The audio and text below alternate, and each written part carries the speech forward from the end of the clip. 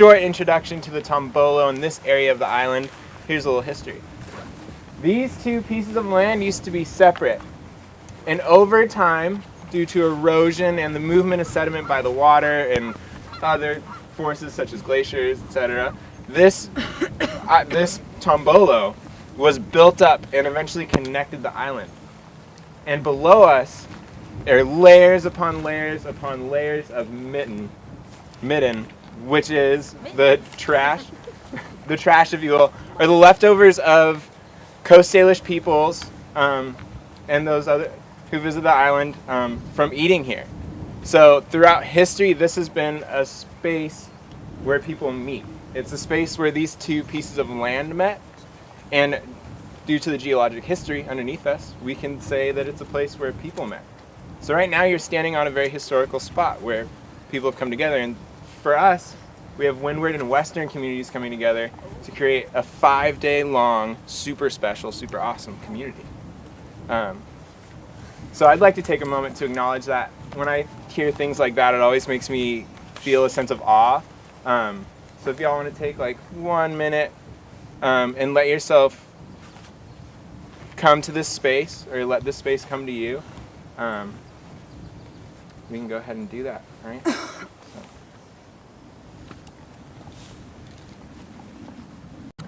All right, if everyone would join me on your feet, we're gonna head over to Fox Cove and hear a little story super quick. Can we take a moment for Austin to kind of give a... Oh yeah. Follow the leader. Follow me. We're gonna be passing over a bunch of loose rocks, so watch your step. It is a little slick out here too, so just be careful. So, feel free to come up here and touch this wall. It's a very interesting feeling. There's a lot going on here. Does anyone notice anything strange about this wall of rocks and dirt? Hey, dirt. Mackenzie? It's real soft. It's real soft. Anyone else? It crumbles. It crumbles. Anything about the color? It's a lot of blue and brown. Blue and brown. Blue, brown. Okay.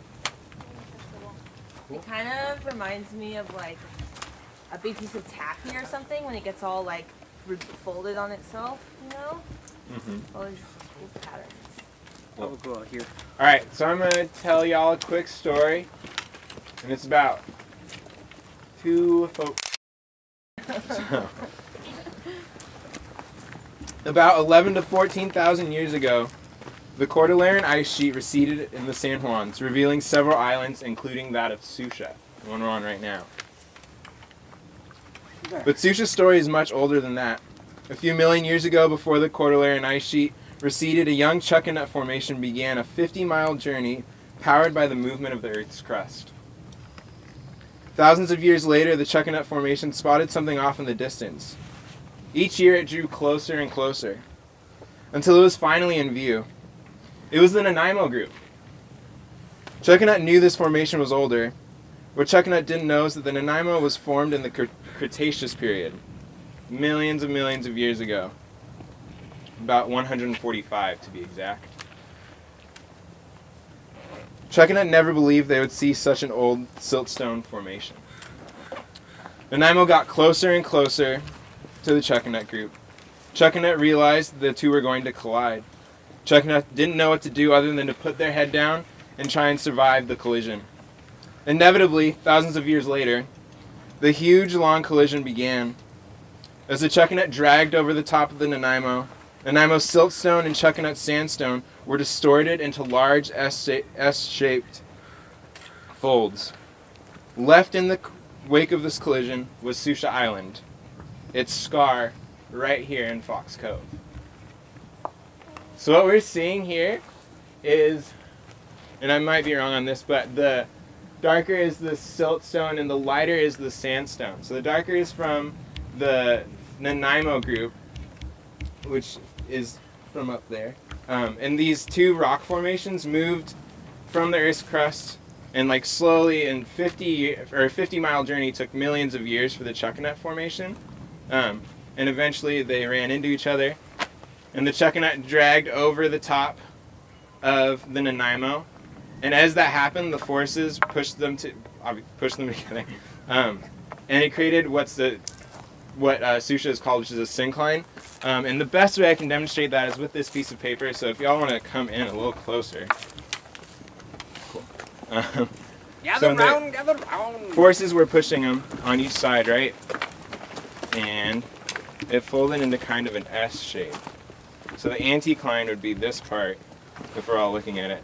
I guess it would be the opposite way. So this is the anticline, and this part would be the syncline of that fold. So like nodes and antinodes? Yeah, I guess so.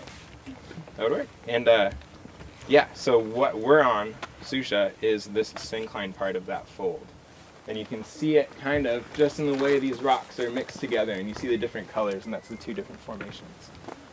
So now we can go look for fossils. Awesome. And another note, when we're thinking about this, and this kind of relates back to what I said on the Tombolo, I'm always in awe of how our Earth is constantly changing. We often think of it as a sedentary thing, but it's a sentient being, and it moves and it grows. And the water right now washing up on this shore is eroding things away, and 200 years from now, this might look completely different. So as we look at fossils, think about these historic communities, all the organisms that lived on this land, or maybe land that was here before it, and how that has now created this amazing place that we get to be a part of for a week. So ponder that. We're gonna head over, if you all see that tent and that table over there. Pardon? Am I allowed to take any fossils home with me? We're gonna cover that. Oh, great. We're gonna head over that way to the other beach.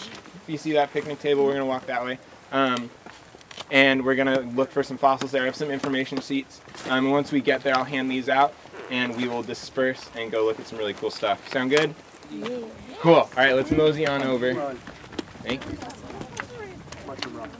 If any of you looked at what the box that I put out earlier, you kind of have an idea of what we're gonna find.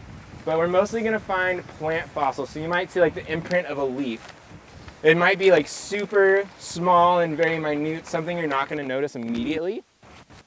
So use your hand lenses. Don't be afraid to dig around a little bit. And you also might find some of those things that I have on that guide. There's a lot of clams, if you guys didn't see those before. And those ones are easier to spot. So if you guys do find a fossil, did y'all bring your notebooks and maybe a writing utensil? Yeah. I was supposed to bring crayons, but I forgot. I'm sorry. But you can try and do rubbings. You guys have done leaf rubbings before, right? Yeah. So you find like a small enough fossil, or you just want to plop it on the rock. Do that, and then you can take your pencil or pen or charcoal and rub it on there, and that'll be a great way to have a memory of the fossil you found, because we are not allowed to take any of the fossils that we find on this beach. Why not? Why not? It's a rule. And researchers come out here to grab these important geologic records of our history. So those are for them, and sadly we can't take them, but we get to go look at them, and that's really cool too. So does anyone have any questions? Are we all set? Can I dig So deep? much fun. Huh? Can I dig really deep? Can you dig really Yeah. deep? Yeah. Yeah, I mean, it might take you your whole life, but we'll get there. I'll do it. There you go. Like Cool. you to get to the Jurassic. Yeah, that's the Jurassic? plan. Cool. Yeah, at least that far. Let's see how long. The diagram in the top left, it's like my favorite part of that info sheet. All these layers, we're standing on the Holocene right now. And so as time moves, these sediment layers get packed down and packed down. So when I said the Nanaimo plate was from the Cretaceous period, which is about 145 million years ago, that sediment was composed back then, and then throughout time was pushed lower and lower, or not lower and lower, but grew older and older and had more sediment on top of it. So yeah, and a lot of the fossils we'll find could be from the Cretaceous period. They could even be from earlier than that. So we'll go dig around. You guys are welcome to leave your packs here. We're gonna come back this way. Yeah. Would this mean that, during like the Paleozoic or like stuff like that the Earth was actually smaller? No. No. No, it doesn't. Sorry. was That's a pretty good question though. I've never thought about it like It's like, that. yeah, very interesting concept. Joey, how does that work? Well, technically it could be both a yes and no answer because the majority of like leaves on trees and stuff like that, like how plants grow, is majority from like not the sun, not the dirt or water or anything itself. So technically, the Earth is slowly I'm gaining more mass, but not anything significant. That is a cool idea, but there's a concept called the conservation of matter. So the plants aren't recreating matter from the sun coming in. That exposure to the sun helps them use nutrients from the soil and everything else from the water that falls to then grow. Well, But that's- asteroids when they hit. Huh? That does. There's a tiny increase of Earth's mass per year from asteroids, but it's like putting a tiny little grain of salt on a blue whale. Like, not even comparable. Yeah. So it's still Just like a tiny... I'd love to talk with you more about that, Rachel. But for right now, y'all are welcome to set down your stuff, and we can head over to the beach and start digging. And I'll set some boundaries once we get there. I'm gonna play on the rock. Okay. I'm going to set some boundaries really quick. So, we're not going to head over that way. From about like right here down to the left, we'll be able to explore. If you guys can't see, come over here so you can see around the beach. Down, you guys see where that large outcropping, the last like big outcropping of rock is? Yeah. On the far side? That is our boundary. So we have a lot of area to explore. But don't go past there, okay? Does everyone understand? Any questions? Wonderful, let's do it. Cool.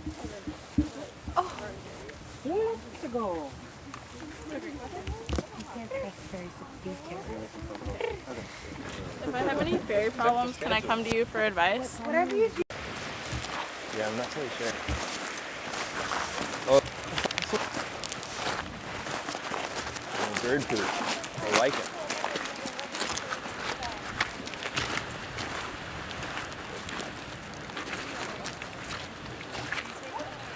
Oh, jeez.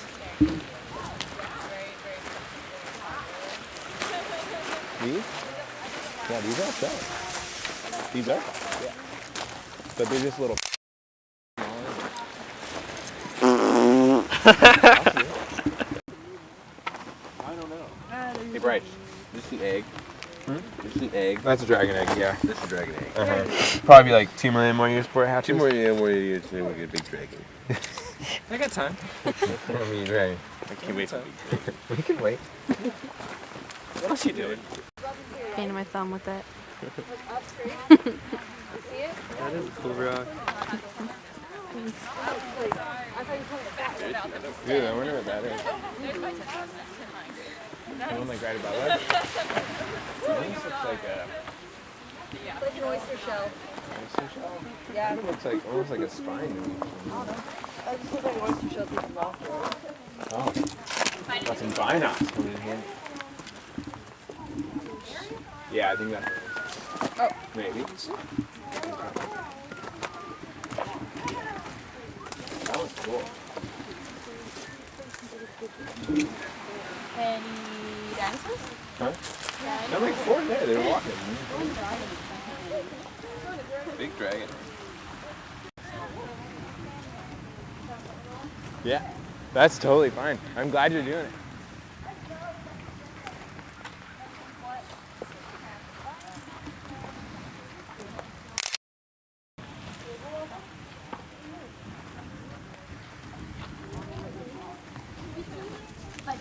Gracie, just the other day when I was pulling a tiny little crab. That was like a perfect, almost. No, the other day. No, not the other day. Yesterday. Want to go look along the wall? Sure. Than the rest of the rock.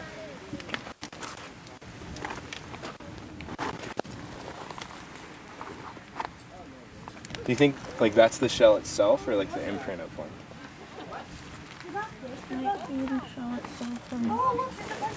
It's hard to tell sometimes. Did you? Oop.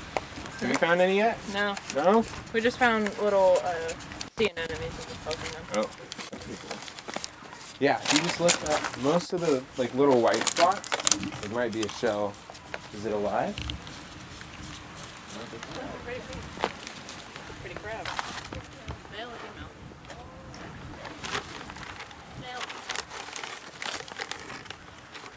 It looks like quartz earlier today, and it looks like sandstone. It's really crumbly, but it had a sheen to it. Is it masonite? No, masonite's really, really light.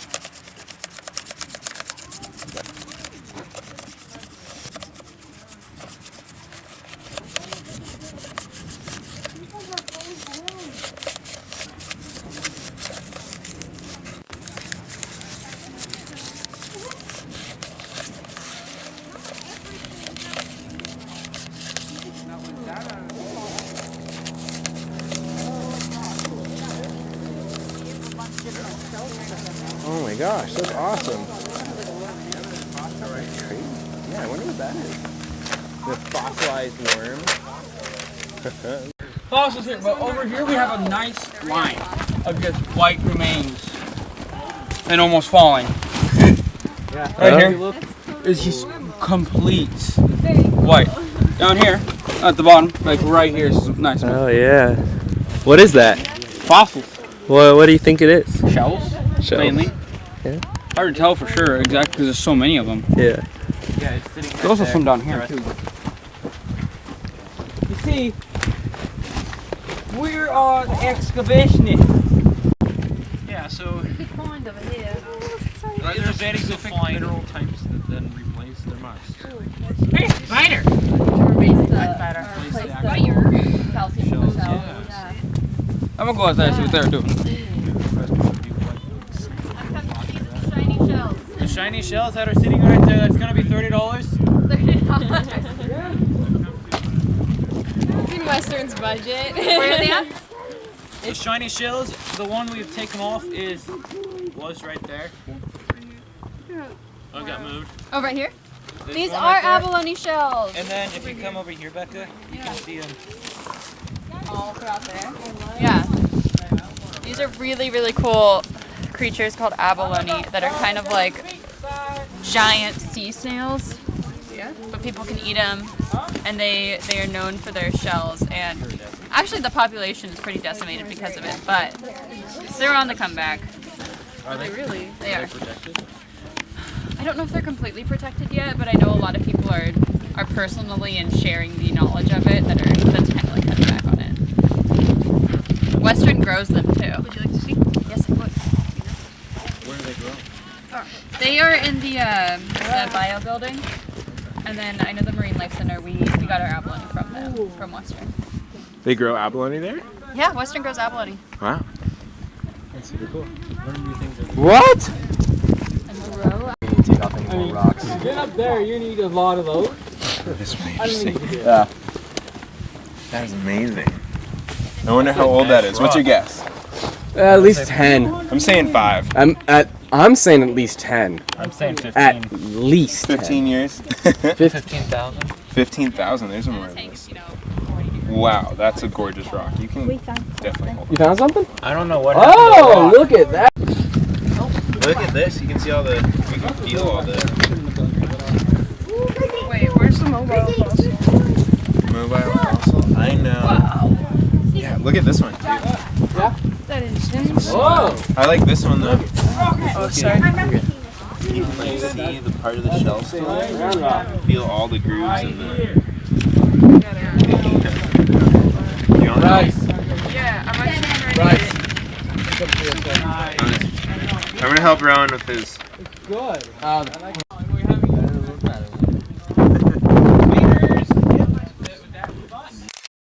Little clues left. Johnny. Yeah. Bryce. Yeah. Get over here. Look at this one. Where's the one that you saw going? Oh, right, that whole rock right there, you can see the shells Oh gosh. eroding down. Yeah. Mine is gonna be yours. Oh, Rowan, you like this one No, I too. think mine's gonna be yours. Right here. What? Looks like a tiny clamshell. Bryce, where were our boundaries again? Our boundaries are all the way down there. All the way down there? Yeah, but we are going to Yeah, how much time we got now? head back in like 5 minutes, Where was one you found? and we'll do a casual head back. We'll peruse as we. Another one. We're to take this out. Yeah, so you can see the little layer. You know the boundaries down there?